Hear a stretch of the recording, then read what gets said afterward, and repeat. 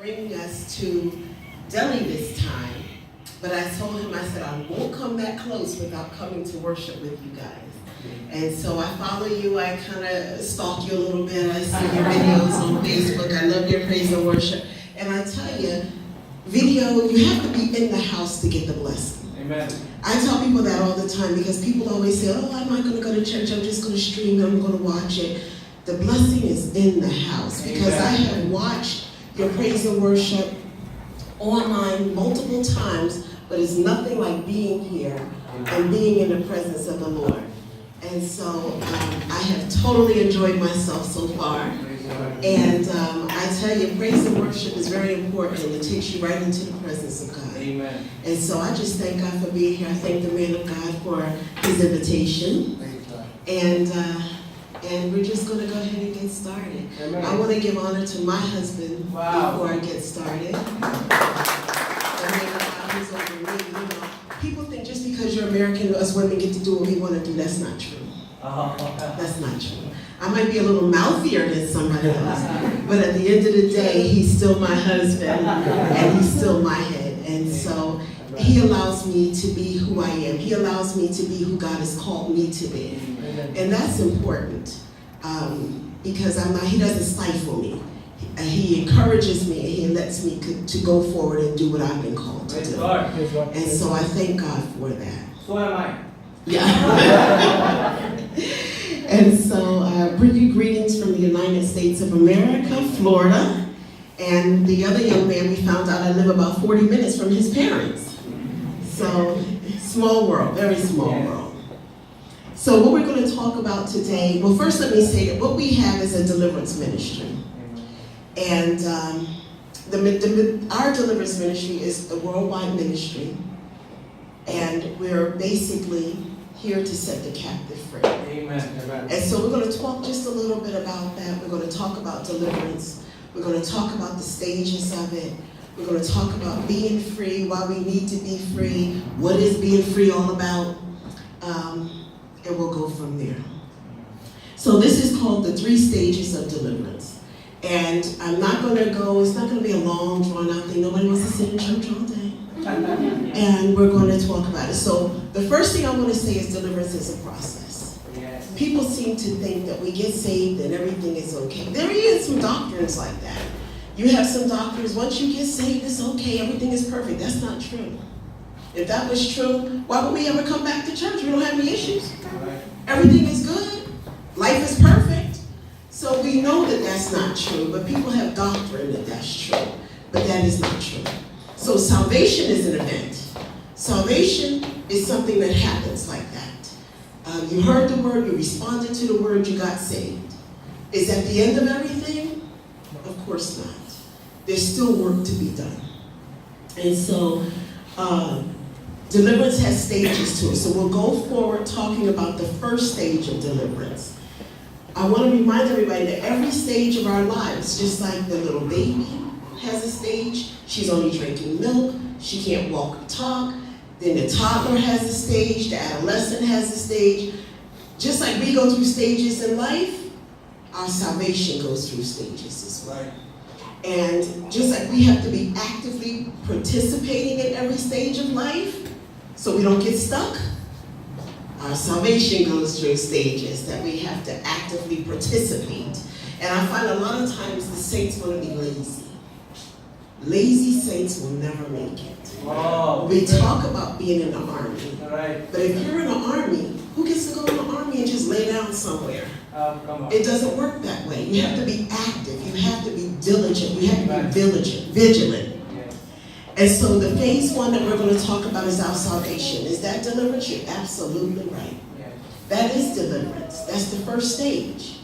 Because we can't do anything as long as the enemy has us shackled, tied up. Some people he has hog tied. Can't do anything. And so God's cry has always been the same and it will never change. Right. Let my people go. Let my people go. Yes. And so the first stage of our salvation is simply breaking ties with the enemy so that we can start to walk this thing out. Right. So phase 1, salvation. You can't jump through phases.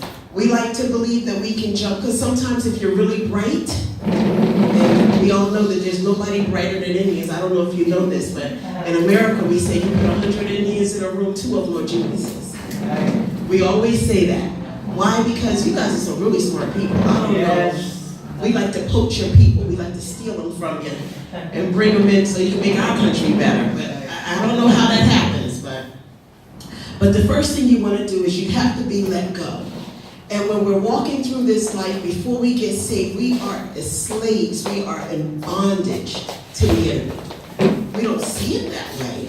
We see it as a good time. We're in a club, we're having a good time, we're drinking, we're partying, we're doing everything we want to do. But the truth be told, we're in bondage. Oh, yes. The most effective bondage that there is to be unsaved. And so we have millions of people. And you come here, and like this room is free. A lot of prayer must be going on in this place, because this space is free. Wherein you walk outside that door, India is a very dark place spiritually. And you can feel that darkness. But in this place, it is free. And so that tells you automatically that the people of God reside here, that the people of God pray here. And you have to keep your space someplace that the enemy can't infiltrate. Amen. Especially when you live in a dark country. Yes. Especially. And so first things first, we have to be released to set free. The children of Israel couldn't do anything as long as they were in bondage to Pharaoh. They had to be set free first. And then God started to work with them. First things first, let my people go. Let them go so that they can worship me. Amen. And so we have to be let go first. And so we want to always remember that once we're saved, that's just the beginning. Yeah. Never, ever, ever think that that's the beginning and the end. Yes. Because that is not true. You're destined to fail. Destined to fail if you adopt that theology. And so now that we're saved, what's next? What's next? Do I just come to church? Do I just come to church every Sunday or Wednesday? If you have an extra service, do I just put a couple extra dollars in the pocket? Rupees? Do I throw an extra color, a couple of rupees in there? Does that solidify my salvation? No, it does not. God wants to do something. He didn't save any of us to just warm those chairs for the next 30 years. Exactly. But he didn't do that. We can't move forward if we're stuck, right? And so I might come visit now, but when I come 10 years from now, some of these faces should not be here. You should be off doing what God has called you to do. Amen. Yes. Because that's his main job, is to equip you. Equip the saints. Right. So that they can do. Somebody had to raise you up. But you couldn't sit under that somebody for the next 40 years. They raised you up, and you had to go out and do what God called you to do. And so it's just a cycle. So we get saved, we hear the word, we hear about salvation, the Holy Spirit draws us, we get saved. But what happens? We still look the same. The truth be told, we still act the same. We still think the same. All of those things. Are we saved? You bet your bottom dollar. You are saved. You are saved. But you got some issues. Right? And so we still dress like the world. When you get saved, that doesn't mean that all of a sudden I got holy clothes in my closet. If I was a party goer, guess what's in the closet? That's all I got to put on, right? And I don't mind putting it on because my mind hasn't changed yet. It has to be a change. But it takes time. It takes time. And so we get saved, we act like the world, we still dress like the world, we talk like the world, we make the same worldly jokes, we do all of that. And that's where we have to move into phase 2. Phase 1, salvation. Phase 2, getting ourselves ready for service. And so we just want to remember that man is a triune being, body, soul, and spirit. And so a lot of times if we don't grasp that concept, we don't know when we're walking in our spirit, when we're walking in our flesh, and when the soulish man is just out there hanging out, doing whatever he wants to do. So we want to make sure that we start the cleanup process. So stage 2, learning. We got saved. That don't mean we know anything about God. All we did was came to church and got saved. If you didn't have the benefit of growing up in church, everybody doesn't get that benefit. Some people have grown up some other religion, and all of a sudden God draws you. But the only thing you know is the other thing. So yes, you were saved, but you got to learn about God. Yeah. You got to learn about Him. You got to figure out who He is. The preacher told you, yes, He's God, He's the Son of God, Jesus is the Son of God, the Holy Spirit. So we got the high-level basics, but we got to get into the nitty-gritty of it. We got to really figure out who He is. We got to really figure out what He stands for, who He is in every situation in our lives. Our lives are situational. We all have something going on.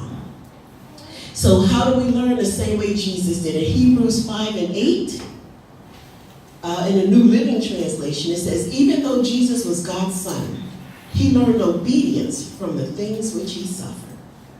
Guess how we're going to learn obedience? By the things we go through. Life is full of challenges. We're going to go through. We are going to go through. Amen. And so if you think, oh, I'm saved, everything's going to be good, you're destined to fail.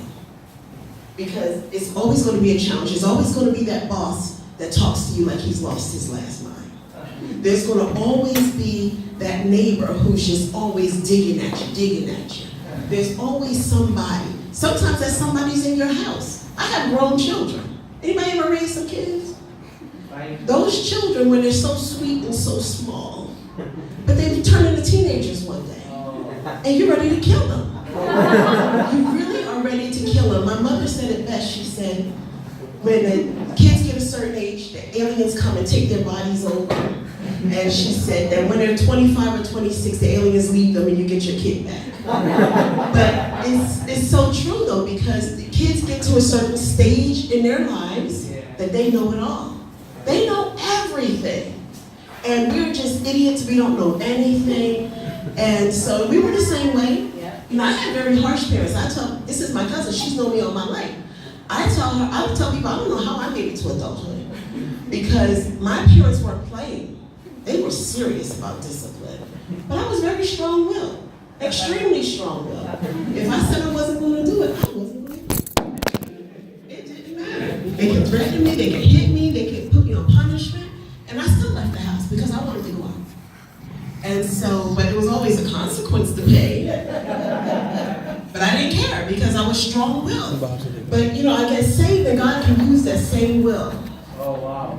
That same strong will, that same determination. It was misguided. It was in the wrong, you're not supposed to buck up against your parents. But I did, right? But He can use that same tenacity. I'm not the girl that you're just going to tell her, sit down and shut up. It's never going to work for you. And so my husband can say, I would like you to. Okay, no problem. No problem. But he has to word it just right so that I don't, hey, who are you talking to? And so, but we all have our different personalities, and God can use everybody with their personality. Because it's somebody that you can reach. There's somebody for everybody, right? Your pastor has a different personality than I do. I'm more of an evangelist. I go out, say whatever, and leave. So I can hit you, bang. And he has to sit here and lick your wounds. He has to be the one to tell you, it's okay. It's all right. She told you the truth, but it's a process. Don't worry about it. I'm going to help you. Me and Priya, we're here for you. That's what his job is. His job is to father you, to mentor you. My job is to get you on track and get you on track in a hurry. Yeah, that's my job. So that's why you have the fivefold ministry. Everybody has their place, right? So when I leave, I might leave a little wound, but every wound is not a bad wound, right? Sometimes you have to take a wound in order to get yourself together, right? And so that's what happens. And so that's why when we come in or we go in, people always say, oh, I'm scared to go take. Where am I taking people to? I'm not a pastor.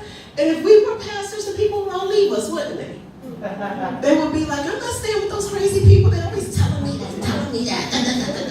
And so pastors are different. And he has a pastor's heart, a gentle heart, a loving heart. And I'm not saying that I don't have a loving heart, but my process and my way of doing it is different. You know, he's going to sit there. It's okay. He'll talk to you 45 minutes. I say, get yourself together. It's time to man up. It's time to woman up. It's time to do what God called you to do. That's what time it is. He has a different way of getting you there. He's going to get you there, but gently. And so in stage 2, we have to learn how to love him. We have to learn how to obey him. And this is where the saints spend a lot of time. People get stuck in stage 2. You know why? It's all about me. I want to whine, cry, and complain. Whining, crying, and complaining. That's all the saints want to do in stage 2. It's always, well, why did God let this happen to me? And this happened to me. And I can't believe about this. Stop your whining. Stop your whining. Stand up straight. Get yourself together and move forward. Yes, it happened. I can't say it didn't happen. But you can't let that define you. You cannot sit there and cry about this for 20 years.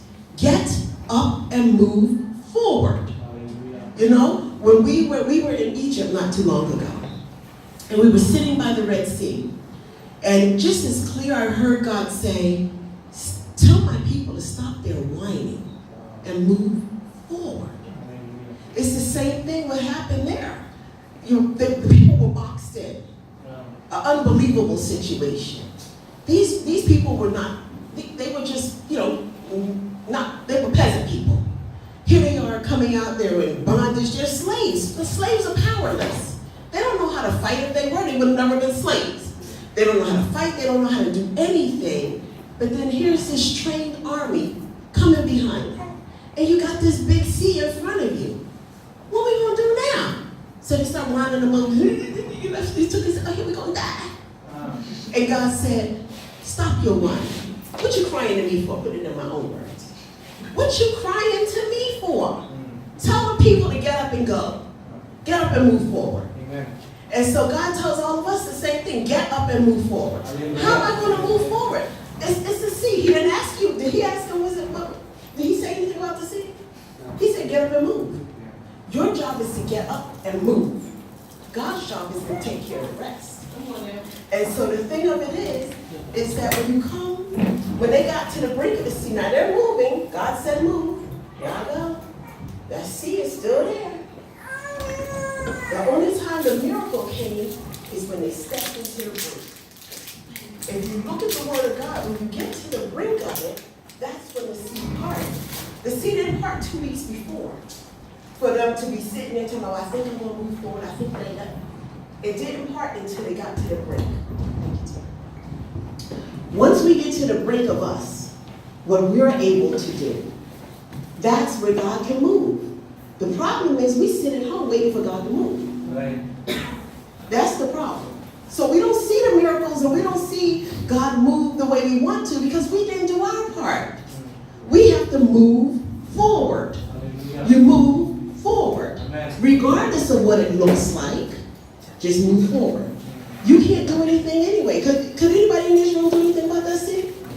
We can't do anything but move forward. God said move. God said move into a new building, move. Amen. Do you know how you will pay this bill every month? You move forward. Amen. God will have to deal with the rest. That's God's business. Amen. The problem is we all in God's business. We can't take care of our business. But we worried about God's business. Keep out of God's business. He say move forward, move forward. God will have to handle his part. And so you move forward. Now, when the bricks do, you look to God. You put me here. This is your business. You handle your business. And you can't worry about it. Because other than that, you be still in your own place. Other than that, you be having service in your house. You be having it under the tree because you're scared. Fear, you can't do anything. Well, I think we'll just have service under the tree because it's free. No. Move forward. Amen. Okay? So we don't get stuck with the whining, crying, and complaining. Whining, crying, and complaining. Who got time for that, even in the natural? When you get your kids out for school, do you want to hear all that? Shut up and get your teeth brushed. It's time to go. We don't have time to hear all that. And who else? God don't have time to hear it either, because the whining don't help any. After all that whining, did the little boy got to get his teeth brushed and go to school? So why would we spend years whining when we could be moving? Amen. Move. Amen. Move. And so God uses this stage 2 to prove himself to us, because this is a new relationship, right? We don't really know him. He knows us. But we don't really know him like that. So he has to prove himself to us. And it's always in the little things. He don't start with something big. It's always the little things. A whole bunch of little things. The problem is, sometimes they're so small we forget to even thank him. We forget. Sometimes things happen so fast, it's a week later, we say, oh my God, I didn't even thank God for that. You know, sometimes the enemy have us thinking that it's ourselves, in our own power we did it. No, there are 2 million people in this city. If you got a job, you better be thanking God for it. Amen. Because there's a whole lot of people standing behind you that want your job, right? So we have to be thankful. Is it the job you want? No. But you move forward, you stay in that one until he moves you on to another one. But what you don't do is get up every morning, I gotta go to this job. I don't even like this job. Okay, so if he take it from you, now you really got something to whine about. I mean, really. What do parents tell you? Don't do that, we'll give you something to whine about. You're already whining. I don't know, they don't say that in India? Yeah. Oh. You're already whining and your parents tell you, straighten up. I'm going to give you something to whine about. And so that was your warning. So what I'm saying is that even in the natural we do that. So God is our Father. Amen. You don't want your kids whining, crying, and complaining all day. You're doing the best you can. You're providing. And they talk about, I want the other sneakers. Shut up. These are the sneakers I could afford. You wear those sneakers and be quiet. Right? So the same thing. A lot of times we have to be thankful for what God has already provided. Amen. Why would I give you something else if you're not even thankful for what I've given you? Amen. Right? I've given you a roof over your head. I saw a lot of people outside with no place to sleep. Amen. No place whatsoever. But you're whining because you don't have the perfect thing.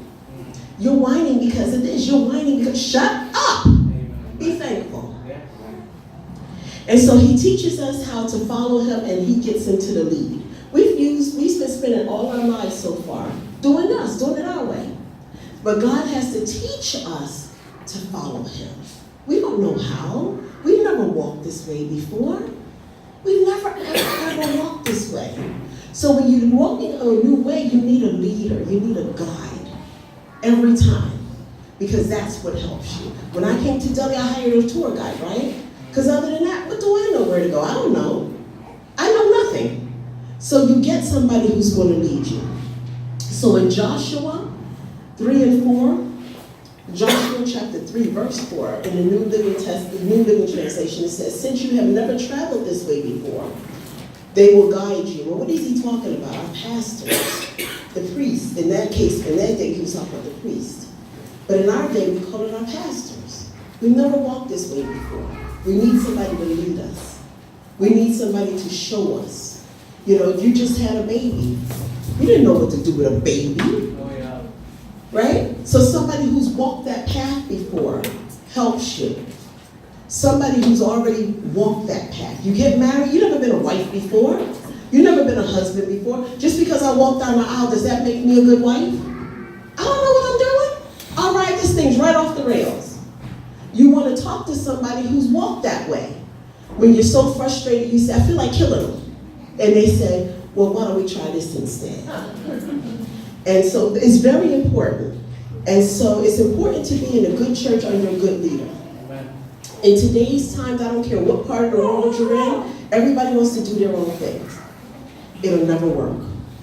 It will never, ever work. You must be in a good church under a good leader.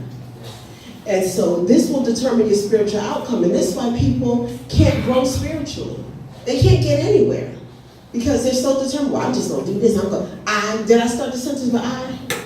I'm going to do this. I'm going to do that. I believe this. Okay, go ahead and do your thing. But the fruit always shows. Amen. Your fruit is stink, is rotten, and your stuff is all smelly. Got gangrene in it. Why? Because you want to do it your way. Amen. And so a good leader will always make you uncomfortable. Amen.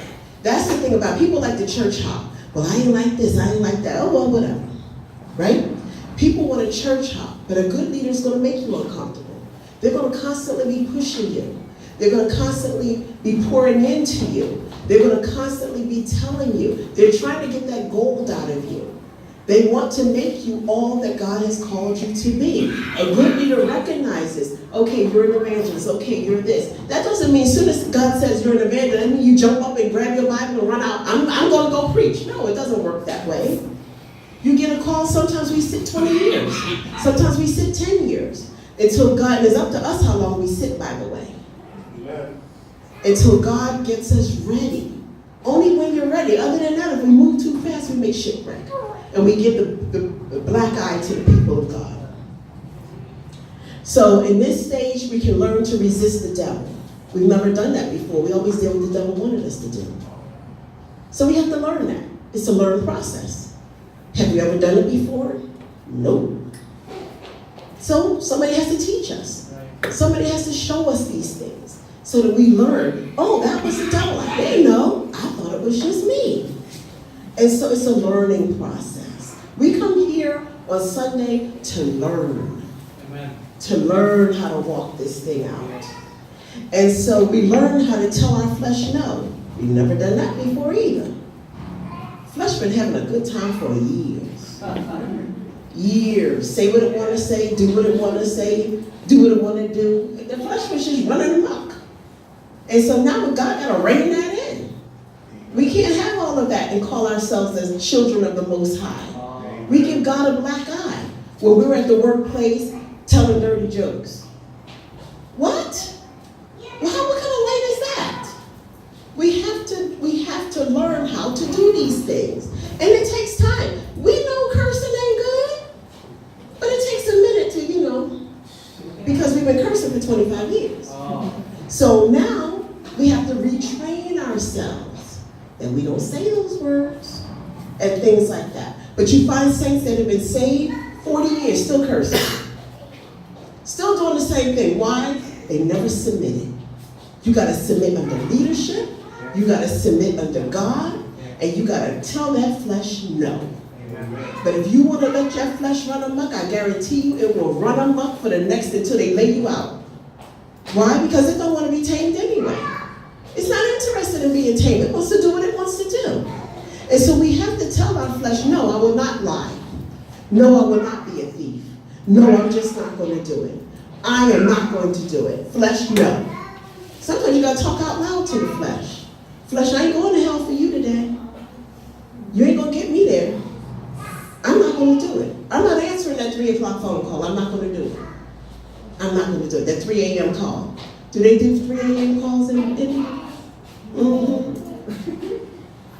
And you got to tell the flesh, I'm not answering the phone.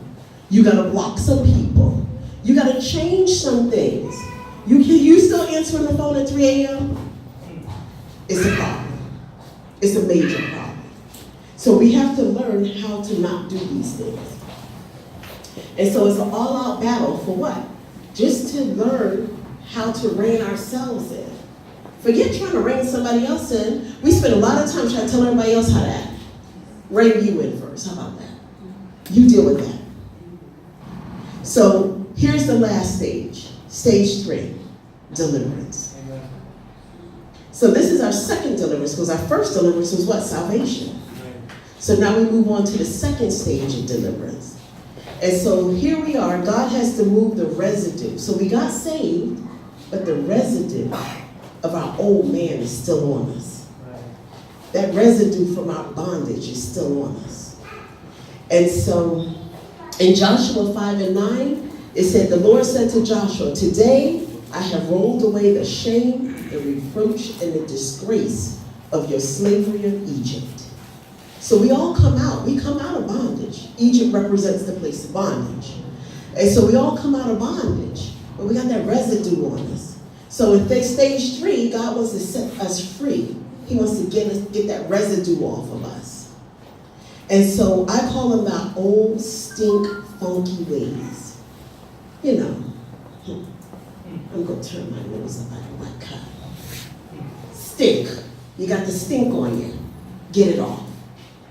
And so we have stink, funky attitudes. We don't always act right, if we're going to be honest. But we like to lie. We like to come to church and lie. Praise the Lord, sister. Praise the Lord. Praise the Lord, sister. Come up and give you that holy hug. Praise the Lord. And get in the car and talk about you like a dog. Talk about you like a dog. Did you see that dress she had? I think she wore last Sunday too. And I didn't see her husband at church. Where he at? You worry about where your husband at. How about that? Worry about your business. And so we have to be able to realize that we have some issues. But if we just think, oh, that's just us, we'll never get free. That's not godly. That is not godly. And so anything that manifests in our lives, whether it's small or big, that is not godly, has to be dealt with. And God wants to deal with it. But he can only deal with it if we submit. We have to submit, we have to acknowledge. Even you go, do you guys have AA here? Alcoholics Anonymous? No? Well, in the US, they have this place called Alcoholic Anonymous. That if you have an alcohol problem, you go there and they walk you through your process of getting no longer being an alcoholic. But the first thing they make you do is what? Acknowledge. You have to stand flat on your feet. My name is Yolanda Graham and I'm an alcoholic. Why? Because if you can't acknowledge it, if you're sitting there, well, I really don't have a problem, that's a drunk over there. And this one really a drunk, but I don't really have a problem. I can't get help. I have to know I need help. And it's no different. We have to go to God. God, I know you said don't do this, but I keep doing it. I keep doing it. I don't want to do it. I want to live holy. I want to be all that you have called me to be. But help me, because I have a problem. We have to tell God honestly what our issues are and not try to hide them. The problem is we try to hide them from people, and then we're dumb enough to think we can hide it from God. Don't hide it. Lay on your face before God and tell him. You don't have to tell another human being. Tell God. And so Paul said it best in Romans 7:14-25. So the trouble is not with the law, for it is spiritual and good. The trouble is with who? Me. For I am all too human, a slave to sin. I don't really understand myself for what I do, for I want to do what is right, but I don't do it. Instead, I do what I hate. But if I know that what I am doing is wrong, this shows that I agree that the law is good. So I am not the one doing wrong, it is the what? Sin that lives in me. We don't want to acknowledge that sin lives in us, because we've been taught that when we get saved, it's all good. We got the residue, we still got the stink on us. And I know that nothing good lives in me. That is in my sinful nature. I want to do what is right, but I can't. I want to do what is good,